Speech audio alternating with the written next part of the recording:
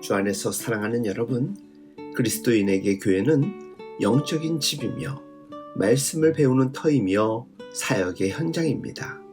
교회를 통해 힘과 힘을 얻기도 하고 평생 배우고 성장하고 복음의 사역을 알차게 감당합니다.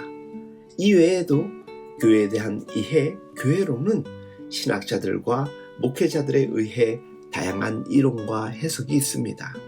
그만큼 교회는 시대와 상황에 맞는 사역과 삶을 감당해 온 것입니다. 교회를 한마디로 정의하기가 쉽지 않고 그 하는 일이 어마어마하게 많아 일일이 손에 꼽을 수도 없습니다. 물론 교회도 사람들의 모임이고 세상 한복판에 존재하다 보니 우여곡절이 많습니다. 그래서 말도 많고 탈도 있는 게 사실이지만 그렇다고 교회를 부정하거나 달리 말할 수는 없습니다. 교회는 예수께서 주신 고유하고 특별한 존재의 의미와 가치가 있습니다. 교회를 시작하고 여기까지 올 수 있음은 오롯이 하나님의 은혜입니다. 모든 교회가 다 그럴 것입니다. 교회와 신앙을 어떻게 고백하며 여기까지 이럴 수 있었을까요? 교회의 본질을 벗어나지 않으려는 성찰과 목회와 신앙에 있어 단단함과 겸손함을 지켜갈 수 있었던 것은 무엇일까요? 교회가 어디에 있든지 교회다워지는 것은 특별하거나 새로운 게 아닌 예수의 공생의 사역에서 쉽게 보고 얻을 수 있는 은혜입니다.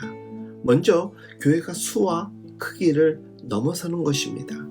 아무리 수가 많든 적든 그것은 본질이 아니기 때문이지요. 교인 수가 적어도 얼마든지 당당하고 떳떳할 수 있고 아무리 많고 커도 은혜 없이는 아무것도 할 수 없는 겸손함을 갖는 것입니다. 주님에게서 수와 크기를 볼 수 있습니까?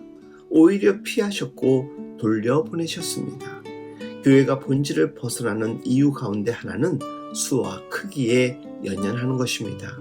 수와 크기의 올무에 빠지지 않아야 합니다. 수와 크기의 유혹에 빠진 우리에게 주님은 한 영혼의 가치를 말씀하십니다. 무엇과도 비교할 수 없다는 의미이며 감히 왜곡하지 말라는 뜻이 아닐까 싶습니다. 각자에게 물어보십시오. 무엇과 비교되며 바꿀 수 있겠습니까? 주님이 생각한 수와 크기는 하나님 나라일 것입니다. 다음은 무명의 삶으로 나를 넘어서는 것입니다. 교회든 신앙이든 그래야만 합니다. 시작은 누구나 그랬을 것입니다.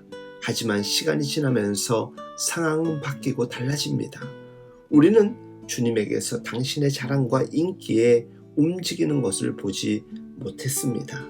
오직 하늘 아버지의 뜻을 강조하셨고 뜻을 이루심에 최선을 다하셨습니다.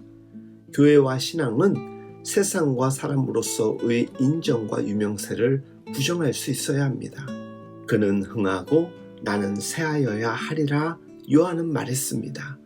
나를 따르려거든 하신 주님의 말씀을 가슴에 새겨야 합니다. 유명해지고 높임 받는 것만 이겨낼 수 있어도 교회와 신앙은 실로 엄청난 일을 할 수 있을 것입니다. 하지만 이를 부추기고 자랑하면 결과는 뻔합니다. 결국 세상의 논리와 유혹에서 벗어날 수 없습니다. 이렇게 수와 크기, 유명세를 부정하면 교회와 신앙은 무엇을 지향하며 뜻을 세울 수 있겠습니까?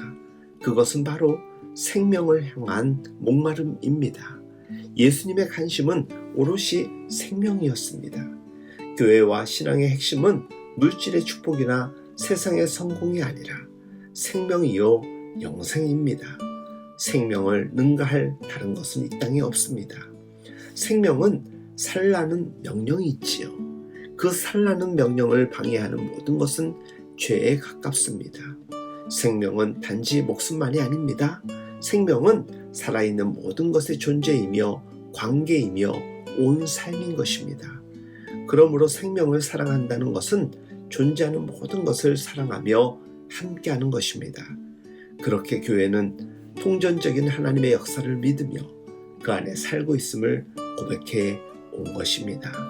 세상이 애타게 찾는 교회는 소금과 빛으로 존재하며 하나님의 나라를 이뤄갈 것입니다. 오늘 우리의 모든 교회가 그와 같은 교회가 될 수 있길 예수님의 이름으로 축복하며 응원합니다.